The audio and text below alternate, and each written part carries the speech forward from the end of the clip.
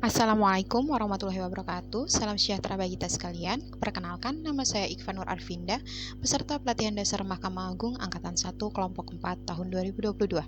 Saat ini saya akan memaparkan learning journal Smart ASN saya. Menurut Kurnia dan Wijayanto, literasi digital banyak menekankan pada kecakapan pengguna media digital dalam melakukan proses mediasi media digital yang dilakukan secara produktif. Seorang pengguna yang memiliki kecakapan literasi digital yang bagus tidak hanya mampu mengoperasikan alat, melainkan juga mampu bermedia digital dengan penuh tanggung jawab.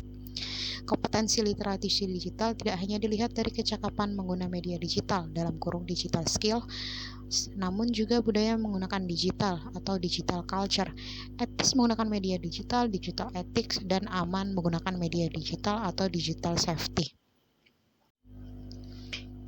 Implementasi literasi digital. Kerangka kerja literasi digital untuk kurikulum terdiri dari digital skill, digital culture, digital ethics, dan digital safety. Kerangka kurikulum literasi digital digunakan sebagai metode pengukuran tingkat kompetensi kognitif dan afektif masyarakat dalam menguasai teknologi digital. Etika bermedia digital. Adapun 3 tantangan dalam menimbang urgensi penerapan etika bermedia digital, yaitu yang pertama, penetrasi internet yang sangat tinggi dalam kehidupan sehari-hari masyarakat Indonesia. Bukan hanya jumlah dan aksesnya yang bertambah, durasi penggunanya pun semakin meningkat drastis.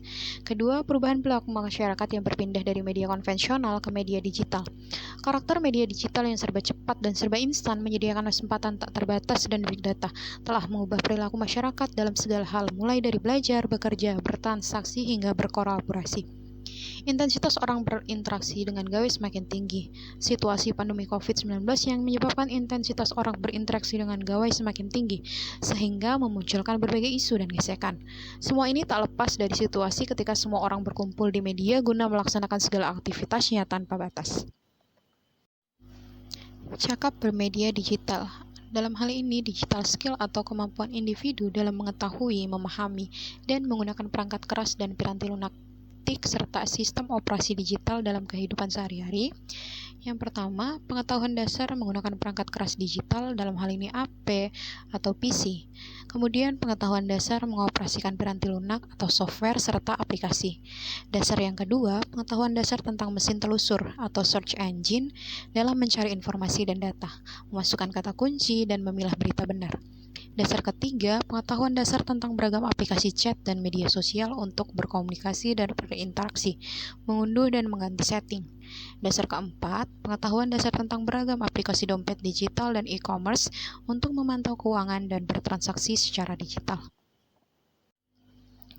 Setelah cakap bermedia digital, adapun etika dalam berinternet, yaitu yang pertama, jangan menggunakan huruf besar atau kapital. Yang kedua, apabila mengutip dari internet, kutiplah seperlunya. 3. Memperlakukan email sebagai pesan pribadi. 4. Berhati-hati dalam melanjutkan email ke orang lain. 5. Biasakan menggunakan format plain text dan jangan sembarangan menggunakan HTML. 6. Jangan kirim file berukuran besar melalui attachment tanpa izin terlebih dahulu dari penerima pesan.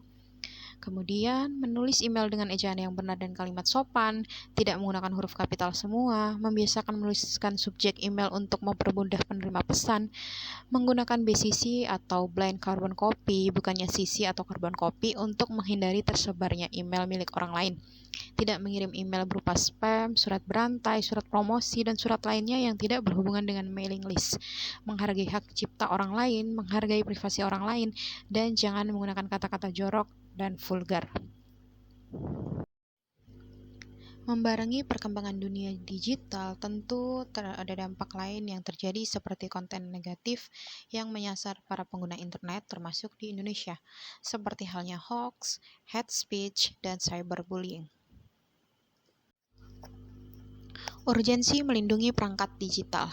Yang pertama, perangkat digital seperti gawai atau peranti komputer yang kita miliki adalah alat utama yang bisa digunakan untuk mengakses internet. Namun, setiap teknologi memiliki beragam celah yang bisa dimanfaatkan orang yang tidak bertanggung jawab. Sebuah perangkat digital selalu terdiri dari 2 kelompok komponen utama, perangkat keras dan perangkat lunak. Melakukan proteksi perangkat digital bertujuan agar perangkat digital yang kita gunakan tidak disalahgunakan oleh orang lain, karena perangkat digital yang kita miliki saat ini menjadi kunci untuk berbagai aktivitas digital. Memahami dan melindungi data pribadi. Berikut adalah tips perlindungan data pribadi. Yang pertama, gunakan password yang kuat, gunakan secara berbeda di setiap akun platform digital yang dimiliki, dan perbarui secara berkala. Kedua, pahami dan pastikan pengaturan privasi di setiap akun platform digital yang dimiliki sesuai dengan tingkat keamanan yang dibutuhkan. Selanjutnya, hati-hati mengunggah data pribadi di platform digital karena keamanan data pribadi kita tidak selalu terjamin. Kemudian, hindari untuk membagikan data pribadi kita seperti tempat tanggal lahir, nama ibu kandung, password, berbagai akun platform digital.